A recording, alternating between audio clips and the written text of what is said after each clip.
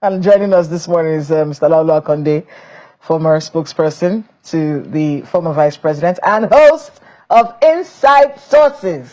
Good morning, Kayla. Good to see you. Good to see you. Natasha's story, Senator Natasha Akpoti-Odua's story.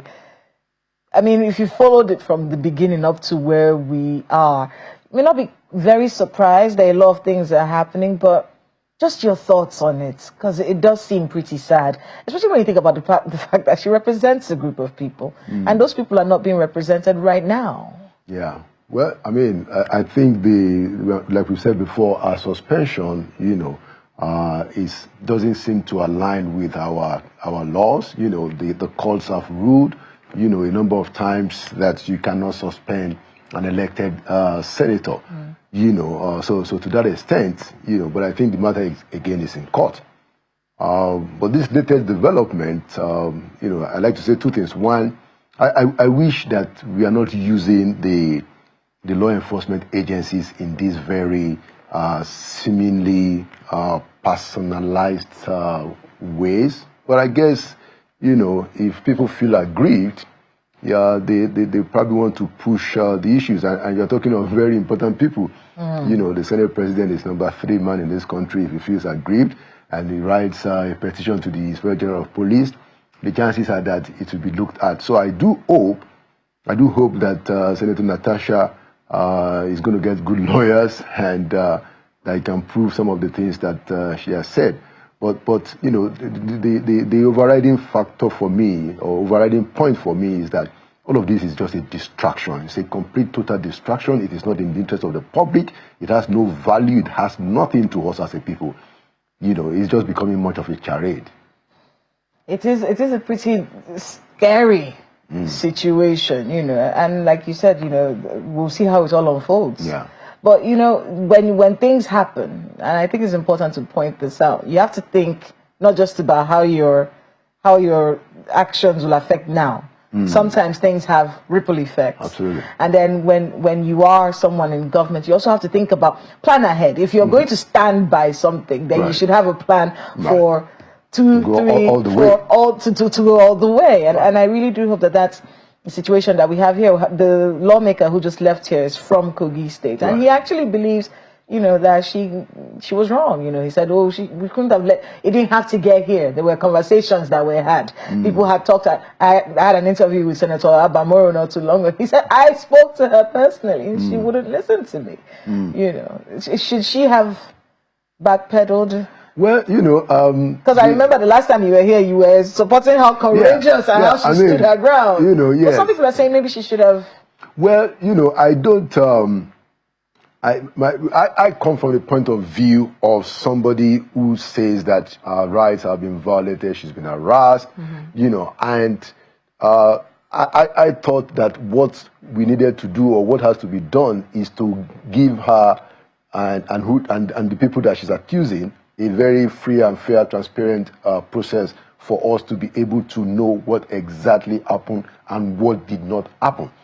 And then of course, other things took place. So I don't want to judge the situation up or down, more than to say that, look, the issue is still on the ground. We hope that we will know what the truth is. There are a lot of people who have said that, no, what she's saying is not right, and all of these kind of things. There have been a lot of pushback, and I wish that we can have those properly revealed in a proper process. We should be able to do that for ourselves. I mean, my view is that the Senate President ought to have encouraged a free and fair process to clear his name. I think that would have been a much easier thing to do.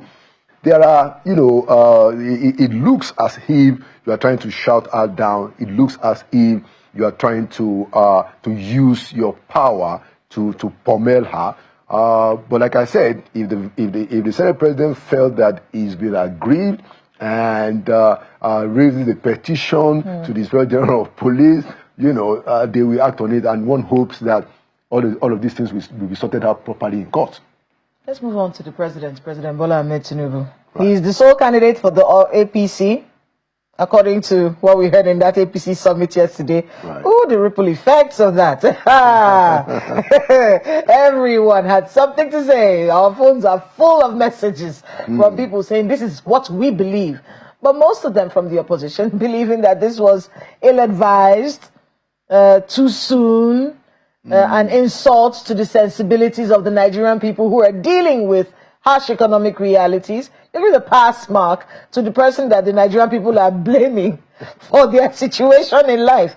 You know, what do you make of this sole candidature that has been vested on President Bola Ahmed Tinubu for 2027? Well, I don't think that anybody should be surprised that a sitting president is going to get a second term. You know, it's normally what happens. You know, you don't get a contest when there's a sitting president. For the second term primaries, whatever. It's almost traditional. Why 2 years in? Well, why not wait till? I think that in politics, you want to showcase, your strength. You want to demonstrate that you are in charge. You want to show that this is where it is happening. Yeah. So all of those are political games.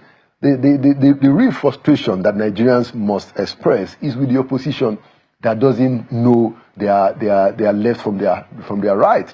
That's the real frustration. Look, APC is going to do what they need to do. They are in power. They have all the resources. They control the levers. Hey, this is what they all do. So it's not peculiar to APC. When PDP was in power, they did similar things. What is important is that when PDP was in power, you had people like President Buhari, people like Asiwaju Bola Ahmed Tinubu, holding the front vanguard against the government. That is what is absent. And that's what's lacking, right? That's what is lacking. So look, don't attack the APC for showcasing that, hey, it's our turn. Like my Yoruba people will say, awala wambe, which means that this is our thing. That is what all of them do. And you're right. The interest of the Nigerian people is a different ballgame. The way I see it, our political elites, regardless of their political parties, right now, they are in one place, which is the place of politicking and doing their games. The president said it himself. They use the word, that's the game. It's the game. The other part is where the Nigerian people are dwelling, are suffering under insecurity and trying to eke out a living under the economic circumstances. I'm going to pass it up to Ayo right now because listen to the president yesterday. Oh, it's not a one-party state. It's one party making a difference, And then, of course, the explanations we're hearing from the president. Look, this was a party thing. Don't worry. We'll bring it to the people when it's time. But for now, this is a party thing. But I'm sure Ayo has a few questions for you. Go ahead, Ayo. My interest is always about the people, Kayla. And Mr. Akande, that question of the people is what I'm interested in right now. What are we communicating to the people? It's easy for us to get, as you said earlier, distracted by all of the noise and all the furore making the rounds, which some people would say is just a storm in a teacup. We have 36 states. We have officially 774 local government areas in the country. With all these noise and all these distractions, what are we communicating to the people? Or are we not saying anything? Do we just expect the people to just roll over and go with the flow? Yeah, so thank you, Ayo. Very, very important point. At the end of the day, it ought to be, and it will actually be about the people. What politicians, of the Nigerian hue seem not to appreciate is the real value of the people. In my experience, and where I stand, as somebody who was in government and who is now a journalist, who was always been a journalist anyway, is that the Nigerian politician does not give the people the value because they have managed over time, especially in this Fourth Republic since 1999, to be able to grab power by their acumen, They have mastered the machinations. They have mastered the game. They know exactly how to push the levers, and the interest of the people is somewhat included, but not significantly so. That is why you will find a situation that I was trying to describe, that politicians are doing their thing on one side, and Nigerian people are on the other side, And hopefully at some point, you will try to see the two coming together. I think that is going to happen ultimately at the time of voting, So yes, I think it was one of the presidential spokespeople that said that what happened yesterday was just the party doing its thing, But you are right, they are doing their thing in the face or in the faces of Nigerians who are grueling, who are challenged. And I don't think that it's a case of government not doing anything. My view is that government is doing quite a bit, but we haven't gotten to the point, in my personal view, where you can be bragging. No, we are not there yet. But hey, you can't stop them. They have their own plans. They have their own games. The president said it, that, hey, he expects more people to come, and that's the game. That has its place. But what we also want to urge the president, especially because he is in power, is that, look, play this game very, very well in such a way that when you are out of that place, in 4 years or 8 years, you can look back and say that, yes, you did your best. That's what some of us are interested in. Perhaps also by way of involving the people. Most of the time, for instance, of course, you're not unaware of that bill trying to enforce compulsory voting. And of course, there's been a lot of hue and cry against that, to the extent of what Yega is saying, look, we need to even step up on voter education. Now, politicians, as you said, are doing their thing. Shouldn't we begin, or is it too early for us to begin to ramp up voter education in a way that people know what this whole game, as the president called it, is about, which would hopefully inform their choices whenever any election whatsoever is to come up? I agree with you entirely, and thank you for bringing up that issue. I think that this idea of compulsory voting should not be dismissed, completely, entirely, like we have seen some of our legal minds do. Yes, I agree with them, particularly Mr. Femi Falana, that you cannot compel people because they have a right to vote or not to be voted for. Their fundamental rights. That's true. But I also believe that a drastic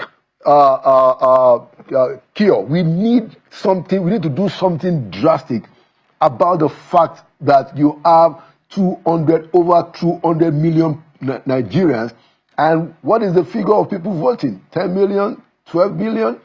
And like somebody observed, since 1999, the figures have not actually been coming up. Now, it is true that, you have similar cases in other crimes, but our own situation is one of the lowest in terms of the apathy of the voter. So, while we may question, the fact that you can't force somebody to go and vote because he has the right not to vote, I think we should try and see what can we make of that bill. We need to do everything, in my view. We should be willing to do as much as we can to get the people to vote. And people say that, it's the apathy because the politicians are not doing what they're supposed to do because our votes don't count, all of which is true. But guess what? It's a catch-22, chicken and egg. If the people are coming out massively to vote, it becomes much more difficult for those votes not to count. If they come out massively, the politicians themselves will understand that there is a new dynamic. So this apathy, is working to the advantage of the political elite who have no incentive to change it. So I support Tijani Abbas, the Speaker of the House of Representatives in this bill, But let us see how we can tweak that bill so that the rights of the people are not affronted. Mr. Makoba, I heard him recently. He said he'd rather go to jail. Yeah, I mean, he said he'd rather go to jail. And you can than allow you force him to vote, because the right not to vote is also the right that is guaranteed. Yeah, that's the point. But I think people like my dear brother Agbakuba, there's a bit of aloofness that the Nigerian elite, including people like Agbakuba, and many of our elites that they share. These people get engaged, they talk in public, but where are they on day of election? And if they are right, we have a serious problem in this country. Our politicians are messing up for the most part. We need to get the people involved in the process. We must find ways. We must sit down. So I don't want to completely dismiss this idea of the Senate, of the Speaker of the House. But yes, let us take care of it. We must do something drastic, because if we are able to bring the people to come and vote, we will be getting closer to affirming the place of the people in a democracy. I mean, asking people to vote, and I get your point. This is a debate, really. Yeah. It's a debate everywhere. Yeah. The question is that if Nigerians don't trust the system, why are you forcing them to vote? Why not fix the system, make it one that they can trust? By them getting involved in the system, you can fix the system. That's why I said it's the catch-22. It's chicken and egg. How? Which one comes first? How is forcing them to vote coming out to vote? How is that going to fix the system? Not forcing them. If you find a way for them to come and vote, the very dynamic of the people coming out en masse to vote, for instance, it will make rigging much more difficult. All of these shenanigans. More participation will stop the impunity of rigging. Because you will see that the people are out there. It will build its own momentum. It comes with a buzz. It creates a different atmosphere. That is why I think we shouldn't dismiss it completely. But we do have to wrap it up there. But I want to thank you, Mr. Laolu Akande. There's never enough time. Yeah. Mr. Laolu Akande, former presidential aide and host of Inside Sources right here on Channels Television. Always good to see you, Kela. Thank you so much for being with us.